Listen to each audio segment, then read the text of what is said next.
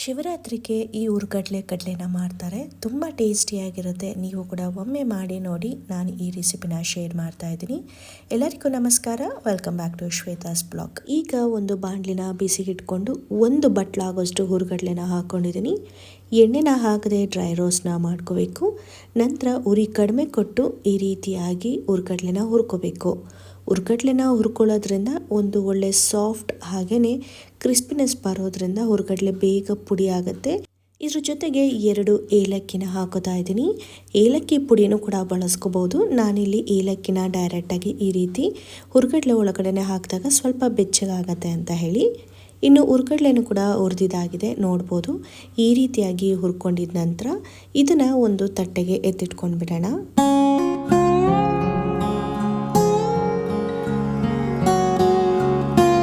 ಈಗ ಅದೇ ಬಾಣಲಿಗೆ ಅರ್ಧ ಬಟ್ಲಾಗುವಷ್ಟು ಕಡಲೆ ಬೀಜನ ಹಾಕೋತಾ ಇದ್ದೀನಿ. ಕಡಲೆ ಬೀಜನ ಕೂಡ ಲೋ ಫ್ಲೇಮಲ್ಲಿ ಹುರ್ಕೋಬೇಕಾಗತ್ತೆ. ಎಲ್ಲೂ ಕೂಡ ಒತ್ತಿಸ್ಕೊಳ್ಬಾರ್ದು. ನಂತರ ಹುರ್ಗಡ್ಲೆನ ಎಷ್ಟು ಪ್ರಮಾಣದಲ್ಲಿ ಹಾಕಿರ್ತೀರ ಅದರಲ್ಲಿ ಅರ್ಧ ಭಾಗದಷ್ಟು ಕಡಲೆ ಬೀಜನ ಹಾಕೋಬೇಕು. ಈಗ ಕಡಲೆ ಬೀಜನೂ ಕೂಡ ಹುರಿದಿದ್ದಾಗಿದೆ. ಇದನ್ನು ಕೂಡ ಒಂದು ತಟ್ಟೆಗೆ ಸೈಡಲ್ಲಿ ಎತ್ತಿಟ್ಕೊಂಡು ಬಿಡೋಣ. ನಾವು ಹುರ್ಗಡ್ಲೆನ ಸಪ್ರೇಟಾಗಿ ಎತ್ತಿಟ್ಕೊಂಡ್ಬಿಟ್ಟು ಇನ್ನು ಮಿಕ್ಕಿದ್ದನ್ನೆಲ್ಲ ಒಂದು ತಟ್ಟೆಗೆ ಹಾರಾಕೊಂಡ್ಬಿಟ್ರೆ ನಂತರ ನಾವು ರುಬ್ಬೋದಕ್ಕೂ ಕೂಡ ಅಂದರೆ ಪುಡಿ ಮಾಡ್ಕೊಳ್ಳೋದಕ್ಕೂ ಕೂಡ ಹೆಲ್ಪ್ ಆಗುತ್ತೆ.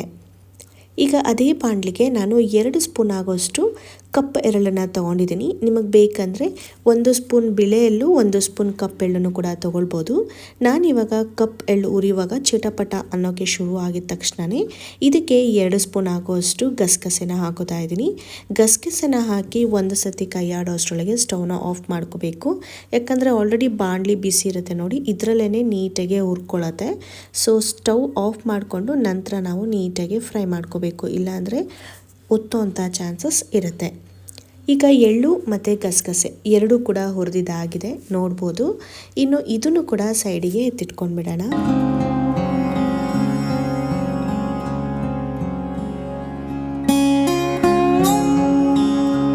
ಮತ್ತು ಅದೇ ಬಾಣಲಿಗೆ ನಾನೀಗ 1 ಬಟ್ಲಾಗೋಷ್ಟು ಒಣ ಕೊಬ್ಬರಿನ ತುರಿದು ಹಾಕ್ಕೊತಾ ಇದ್ದೀನಿ. ಹಸಿಕಾಯಿನ ನೀವು ತುರಿದು ಹಾಕ್ಕೊಂಡ್ರೆ ಅಷ್ಟು ಟೇಸ್ಟ್ ಇರೋದಿಲ್ಲ. ಒಣ ಕೊಬ್ಬರಿನ ಈ ರೀತಿಯಾಗಿ ತುರಿದು ನಂತರ ಲೋ ಫ್ಲೇಮಲ್ಲಿ ಇಟ್ಕೊಂಡು ನೀವು ಹುರ್ಕೋಬೇಕಾಗತ್ತೆ. ಕೊಬ್ಬರಿ ಬೇಗ ಒತ್ತೋಂಥ ಚಾನ್ಸಸ್ ಇರುತ್ತೆ. ಆ ಕಾರಣಕ್ಕೆ ನೋಡಿಕೊಂಡು ಹುರ್ಕೋಬೇಕು. ಇನ್ನು ಹುರಿದಿದ್ದಂಥದ್ದು ಎಲ್ಲ ಆಯಿತು. ಇವಾಗ ಕೊಬ್ಬರಿನೂ ಕೂಡ ಸೈಡಿಗೆ ಎತ್ತಿಟ್ಕೊಂಡಿದ್ದೀನಿ. ಇನ್ನು ಬೆಲ್ಲ ಒಂದು ಕರಗಿಸ್ಕೋಬೇಕಷ್ಟೆ.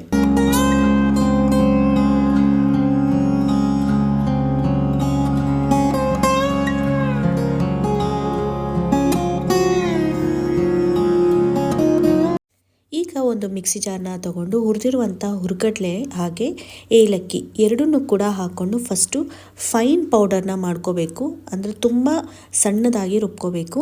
ನಂತರ ಕಡಲೆ ಬೀಜ ಎಳ್ಳು ಗಸಗಸೆನ ತರಿಯಾಗಿ ರುಬ್ಕೋಬೇಕು. ನಾವು ಈ ಒಂದು ತೊಮಟ ಅಥವಾ ಈ ಒಂದು ಉಂಡೆನ ತಿನ್ನುವಾಗ ಕಡಲೆ ಬೀಜ ಅಲ್ಲಲ್ಲೇ ಸಿಗಬೇಕು.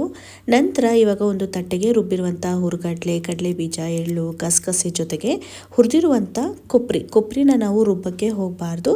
ಕೊಬ್ಬರಿನೂ ಕೂಡ ಹಾಕ್ಕೊಂಡು ನೀಟಾಗಿ ಮಿಕ್ಸ್ ಮಾಡಿ ರೆಡಿ ಮಾಡ್ಕೊಳ್ಳಿ. ಹಾಗೆ ಇನ್ನೊಂದು ಕಡೆ ಅದೇ ಬಾಣಲಿಗೆ 1 ಬಟ್ಲಾಗೋಷ್ಟು ಬೆಲ್ಲ 1/4 ಕಪ್ ಆಗೋಷ್ಟು ನೀರನ್ನ ಹಾಕ್ಕೊಂಡು ಇವಾಗ ಸ್ವಲ್ಪ ಕರಗಿಸ್ಕೋಬೇಕಾಗತ್ತೆ. ಪಾಕ ಏನೂ ಬರೋ ಅವಶ್ಯಕತೆ ಇರೋದಿಲ್ಲ. ಯಾಕಂದರೆ ನೀರನ್ನ ನಾವು ಕಡಿಮೆ ಹಾಕಿರೋದ್ರಿಂದ ನಮಗೆ ಬೇಗನೆ ಪಾಕ ಬರುತ್ತೆ. ಹಾಗೆ ಪರ್ಫೆಕ್ಟ್ ಪಾಕ ತೆಗಿಬೇಕು ಅನ್ನೋದು ಏನೂ ಇಲ್ಲ. ಜಸ್ಟ್ ಅಲ್ಲಿರುವಂಥ ನೊರೆ ಏನಿರುತ್ತೆ ಅದು ಕಡಿಮೆ ಆದರೆ ಸಾಕಾಗತ್ತೆ. ಇವಾಗ ಆ ಬೆಲ್ಲದ ಪಾಕನ ಸೋಸ್ಕೋಬೇಕು. ನೋಡಿ ಈ ರೀತಿಯಾಗಿ ರೆಡಿ ಆಯಿತು. ನಂತರ ಈ ಕಡೆ ಒಂದು ತಟ್ಟೆಯಲ್ಲಿ ನಾವು ಪುಡಿನ ಮಿಕ್ಸ್ ಮಾಡಿ ಇಟ್ಕೊಂಡಿದ್ವಿ ನೋಡಿ, ಅದಕ್ಕೆ ಇವಾಗ 1 ಸ್ಪೂನ್ ಆಗೋಷ್ಟು ತುಪ್ಪನ ಹಾಕಿ ಈ ರೀತಿಯಾಗಿ ಮಿಕ್ಸ್ ಮಾಡಿದಾಗ ಉಂಡೆ ಕಟ್ಟಕ್ಕೆ ಬರಬೇಕು. ಆ ರೀತಿ ನಾವು ತುಪ್ಪನ ಹಾಕಿ ಮಿಕ್ಸ್ ಮಾಡ್ಕೋಬೇಕು.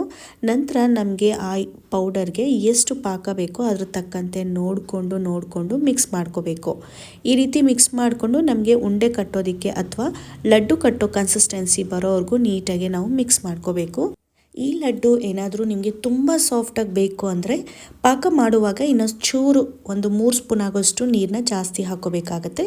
ನಾರ್ಮಲಾಗಿ ಮೀಡಿಯಮ್ ಆಗಿರಲಿ ಅಂದರೆ ನಾನು ಹಾಕಿದಷ್ಟು ಅಳತೆಯಲ್ಲೇ ನೀವು ಹಾಕಿದ್ರೆ ಸೂಪರಾಗಿ ಟೇಸ್ಟಿಯಾದಂಥ ಲಡ್ಡು ರೆಡಿ ಆಗುತ್ತೆ. ಆಲ್ಮೋಸ್ಟು 1 ಕಪ್ ಆಗೋಷ್ಟು ಹುರ್ಗಡ್ಲೆನ ಬಳಸ್ಕೊಂಡು ನಾನಿಲ್ಲಿ 7ರಿಂದ 8 ಮೀಡಿಯಮ್ ಸೈಜ್ ಲಡ್ಡುನ ರೆಡಿ ಮಾಡ್ಕೊಂಡಿದ್ದೀನಿ. ತುಂಬ ಟೇಸ್ಟಿಯಾಗಿರುವಂಥ ಲಡ್ಡು ಹುರುಗಡ್ಲೆ ಲಡ್ಡು ರೆಡಿ ಆಯಿತು. ತುಂಬ ಹೆಲ್ದಿಯಾಗಿರುವಂಥ ಪುರಾಣದ ಕಾಲದಲ್ಲಿ ಮಾಡ್ಕೊಂಬರ್ತಾ ಇದ್ದಿದ್ದಂಥ ಲಡ್ಡು ಇದು.